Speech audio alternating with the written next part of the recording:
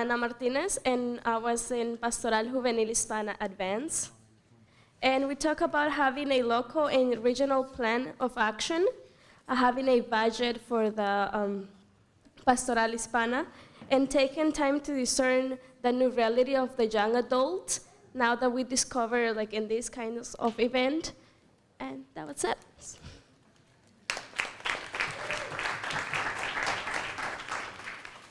My name is Vicki Hathaway, and I'm from the Diocese of Gary, Indiana, and I was a sponge in our discussion over small group and faith-sharing communities. We talked about a lot of things, including just kind of some starting points. What, for our parishes and for our areas, what is the function of a small group? What are we hoping to get out of it? Are we a friendly church versus a church that builds up friendships? We looked at some of the challenges, including cultural challenges, the realities of young adults and their commitments, and the feeling of just wanting to be fed and not going out in mission and feeding others. And then looked at some opportunities, including how to empower others, some good times to start, and looking at a lot of different models that parishes are doing to implement small faith-sharing communities in their own groups. Thank you.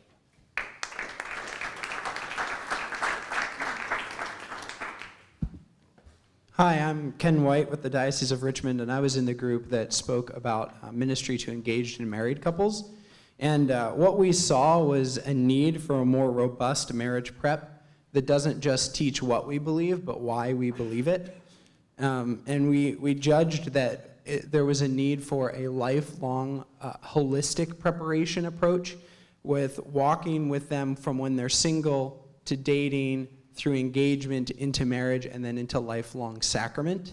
And how we perceive the act to be is to build a mentorship program by taking faithful witnesses, married couples, to walk with those younger and less experienced through that process. Thanks.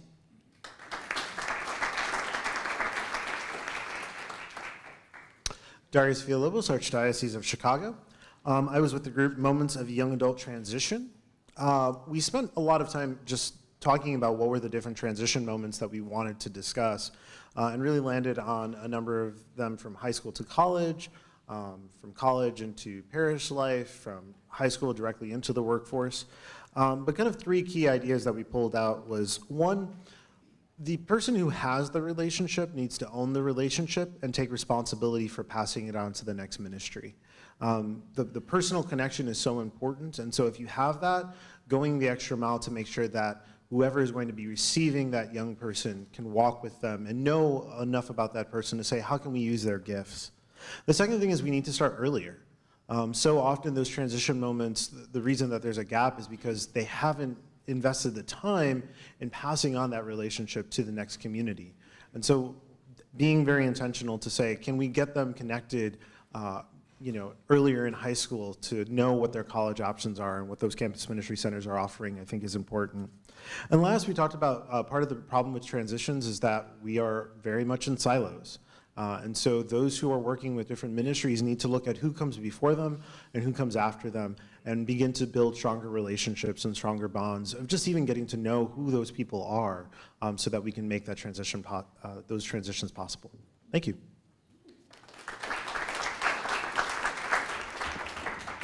Hi, I'm Paul Cifuentes from the Diocese of Lafayette in Indiana, and I was in building a culture of mentorship with young adults. Our top three things that we talked about there is, number one, there is an unprecedented pace that young people are having to deal with now, and there's really a need for mentorship out there, especially in the generation. We looked at kind of the generational shift that's going on right now, and this generation we are encountering it has a desire and a need for mentorship. Number two, we talked a lot about defining what mentorship looked like. And we really looked at it as a one-on-one relationship between one who does what the person who is coming them to seek, if that makes sense. So the mentor is doing what the mentee or apprentice is looking to do. And then the final, and that happens organically, this mentorship relationship, but that doesn't mean it doesn't happen intentionally. Both things need to be there. It has to be organic, but it has to be intention on both the mentor and the apprentice relationship there. And then finally, we talked about the importance of the shift to a culture of mentorship that it just can't be programs, but we know that our end goal needs to be a shift towards we are all looking at accompanying or mentoring people, not only the ministers, but everybody as disciples of Christ. So that's what we talked about.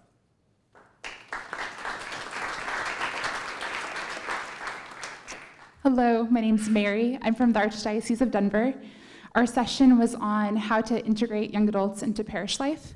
One of the big points was through the church and through parish life, in welcoming young adults, we need to have the vision of we are incomplete without you here, young adults, and we are more with you here. So you are the linchpin of our community. We are missing without having you with us in the voice and vision and welcoming young adults back to the parish. Also, really challenging leadership and all the committees at the parish level to have that question, how are we incorporating people in their 20s and 30s into the parish? So any committee, any level of leadership, having that question at the forefront of their mind, that it's a whole parish involvement, not just specific subgroups. And then when we invite young adults into leadership and ownership, let them do it new ways in creative space, so they don't have to replicate things exactly how it was done in the past. The box doesn't have to be complete the exact same way, but if we're going to invite young adults into ownership, really give them space to do things in a new, fresh way. And then finally, meet young adults where they're at, make some accommodations, but use the accommodating as a bridge to accompaniment and into greater spiritual maturity in the life of the church.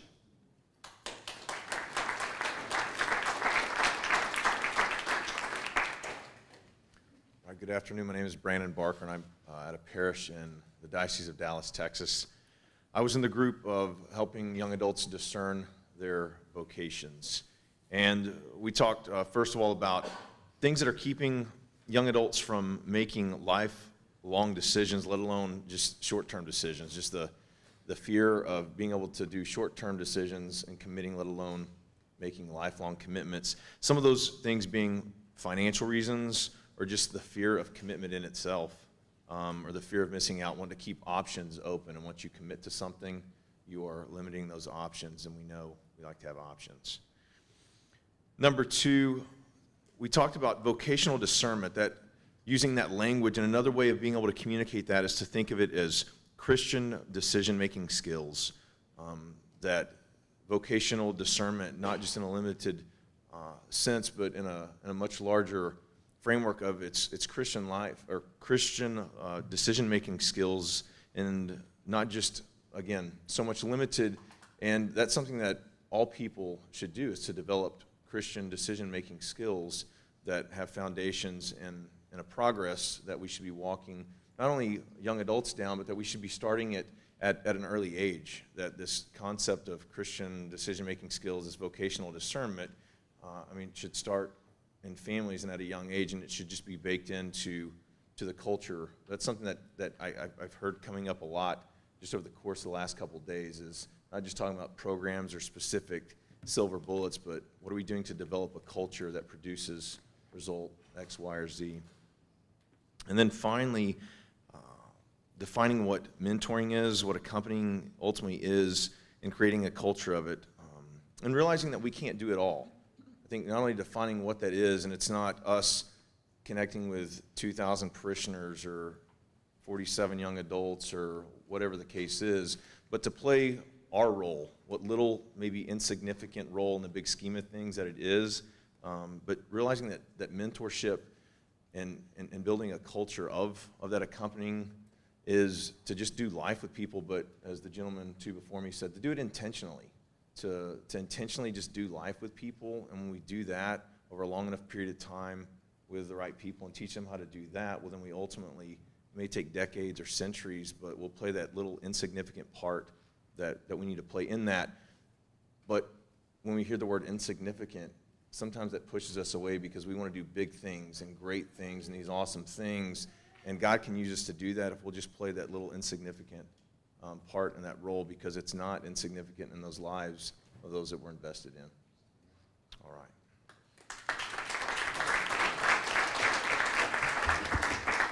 So I'm Christina Davis from the Diocese of Reno, and we were part of Ministries of Collaboration, diocesan leaders working with parish leaders and volunteers. And within our session, we discussed the importance of developing co-responsibility with parishes and the diocese, and then of course young adults. And we really looked at that in terms of leadership and developing missionary disciples, and in the model of encounter, accompany, community, and sin. And especially looking at that in terms of cultivating community, but with the important focus that accompanying them does come before community. So often we want to move community before we move before we move to accompanying people. And then that we discussed the diocesan group model no longer works, or even groups in a large sense. Not that those don't have a place or time, but with a total focus, but we need to look towards again, leading people on encounter, and that the encounter focus is often lost or is minimalized, whereas really the majority of our focus and energy should be pushed into that through the model of encounter first. And then facilitating moments of encounter, and those moments of encounter should lead to transformation. Thank you.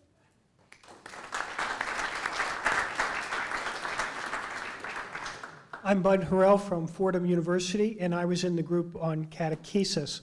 We had a very rich discussion. The discussion is hard to summarize, but I'll try to summarize it in 3 points. Adolescent or young adult catechesis today has to begin with hope and joy.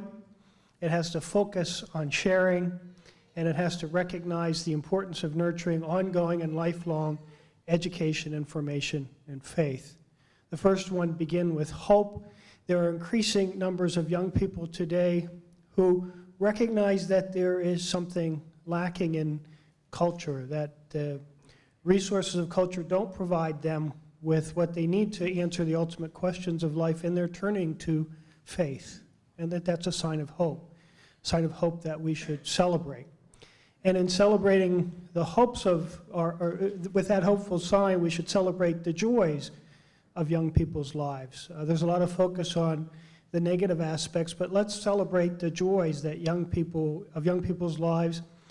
And how do we be people of joy who bring the joy of the gospel to young people? So begin with hope and joy. Second, sharing. Focus on sharing. There's a hunger for community, and the way to build community is to bring young people to get together and help them, invite them to share with one another. We also talked about the importance of sharing in youth or in young adult ministry, that those of us working in young adult ministry need to be sharing with one another, including sharing resources at the national level. And last, recognize the importance of nurturing ongoing and lifelong education and formation in faith. Perhaps this was summed up best by one of the people in the group who said we need to teach young people to be self-feeders, that who take responsibility for their own faith formation, and if they move from one area to another, or they have changes in life, that they know how to seek out, they have models, and they know how to seek out the resources where they can continue their own ongoing journey in faith.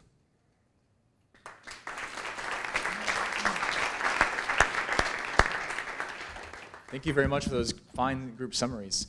I'd like to introduce at this point someone who you met earlier in Mass, and some of you met in the Breakout, Father Frank Donio from the Catholic Apostolate Center. Father Frank's the director of the Apostolate Center and a Palatine father, and he's also the sponsor of the National Young Adult Ministry Summit. So a big round of applause for Father Frank.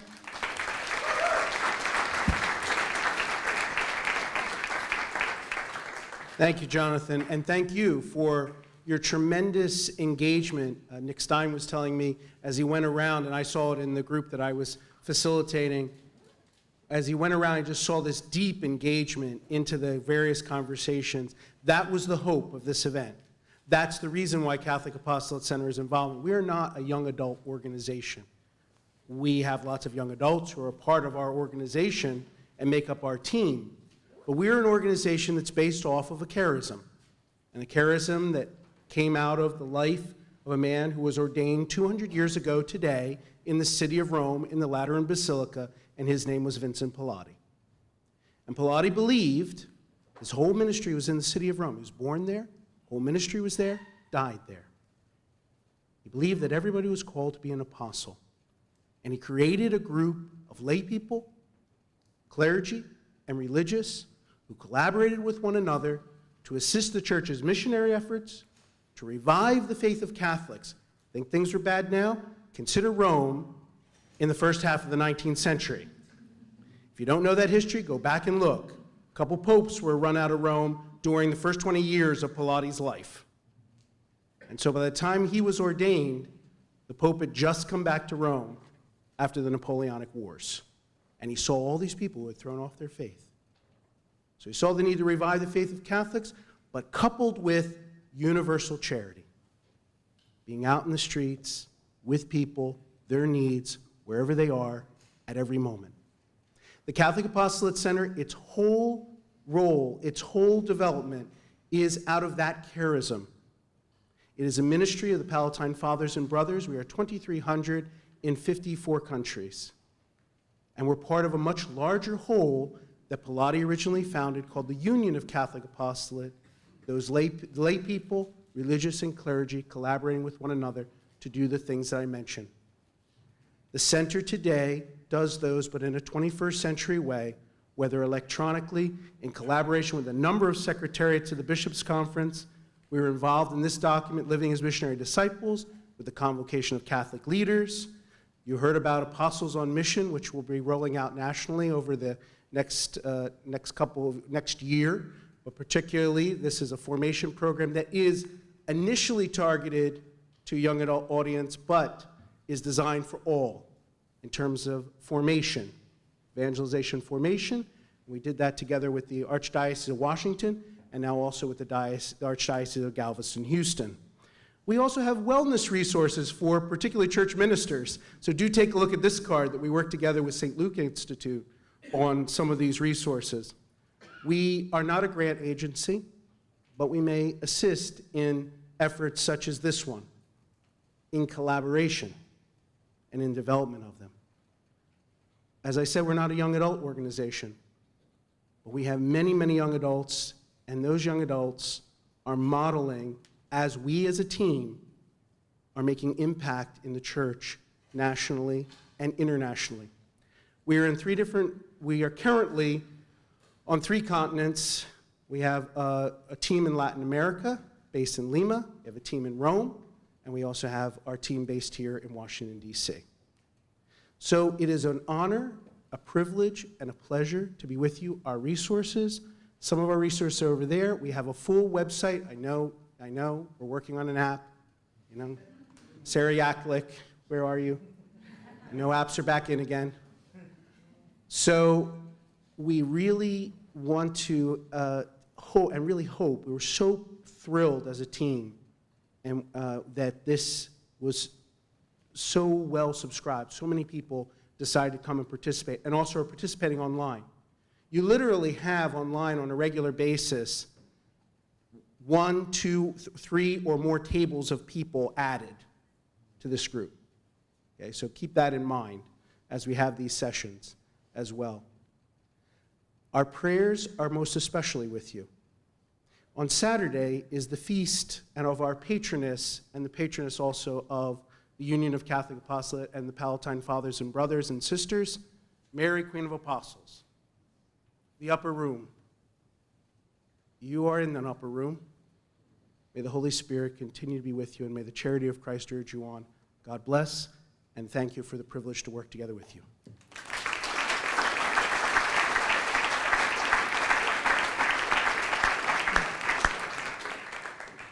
Thank you very much, Father Frank. For our last introduction, I'd like to reintroduce Nick Stein, who's the chair of the National Advisory Board on Young Adult Ministry of the Bishops' Conference. Thanks, Jonathan. And Father Frank, thank you again. This wouldn't have happened without you.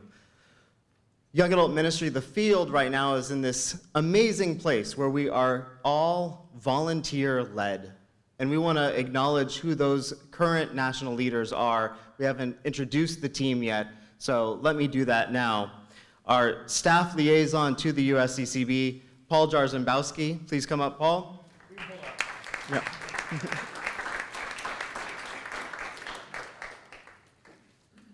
Our 2 vice chairs to the National Advisory Team, Darius Villalobos from the Archdiocese of Chicago, And she's not here, but Tracy Lamont from Loyola University in New Orleans.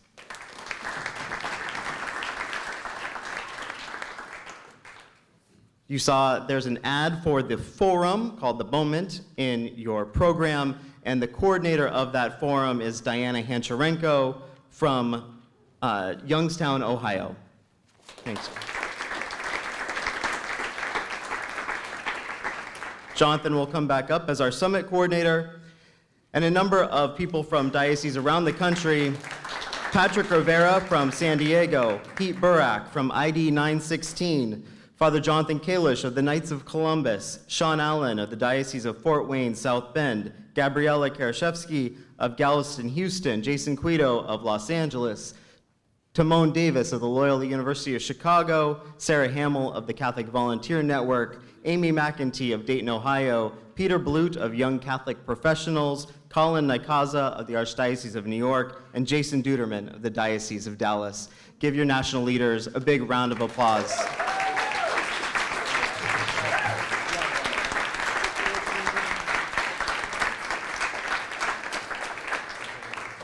They work tirelessly on your behalf, way too much. I can tell you that. They work way too hard for this field, and we owe them all a great debt of gratitude. So one more time, thank your national leaders for young adult ministry.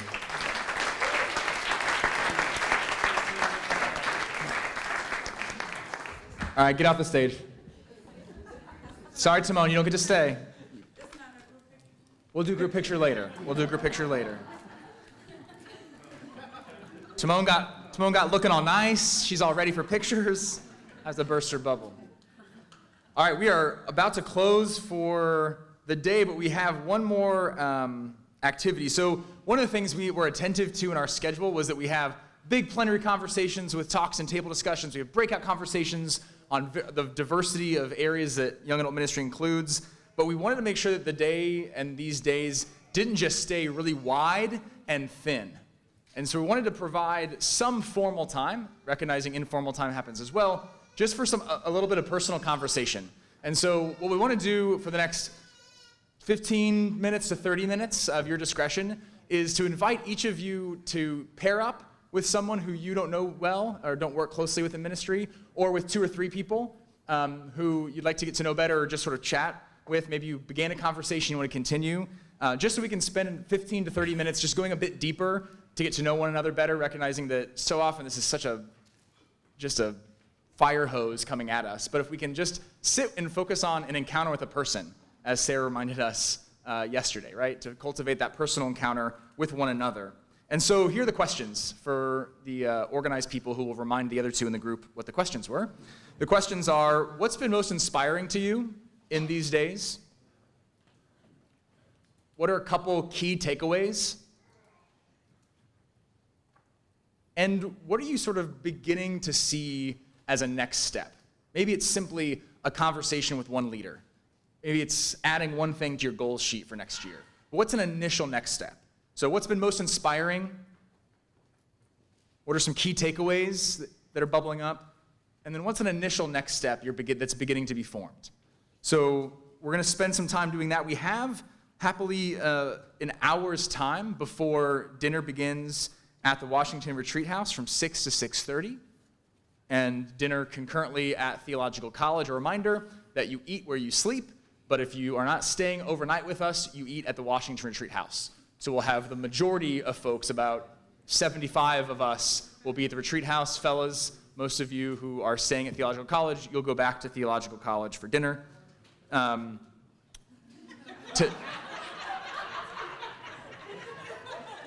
Those parish ministry volunteers back there making up a ruckus, I see. Tonight we have an opportunity for some prayer, again, to really nourish ourselves as ministers, and also to nourish ourselves with alcohol, if that's a thing you do. Proceed, thank you, Michael, thank you. So to lead us off, most importantly, we have adoration from 7 to 8:30 at the chapel downstairs. This will just be private for our group as the shrine is closed. We have a handful of confessors from this group as well as from the Archdiocese of Washington. We have a team of people who will be doing some intercessory prayer as a part of that, and we have some music that will be available during that time just for praise and worship and private prayer. That will be from 7 to 8:30. Feel free to come and go to enter into that as you please for this evening. And then beginning at 8:30, we have sort of a late night social or evening social. So all of you are invited over next door to the Washington Retreat House. You can enter through the main door, and we'll be in the large meeting space there. We have about 7 local craft beers from DC, and we have one of our Catholic young adults who's a brewer and has a brewery in the area doing a beer tasting. It's called Saints Row if you want to look them up. And so we'll have beer tasting, some beer and wine, and some food for late night, and just sort of continue these kind of types of conversations. Anything that I missed, as I sometimes do? Going once, going twice. Great, so let's spend this next sort of half hour grabbing a couple people who we don't know well. Feel free to walk around, go sit in the chapel somewhere. I think it stopped raining, but to sort of continue some conversations through some personal encounters before dinner. Thank you very much.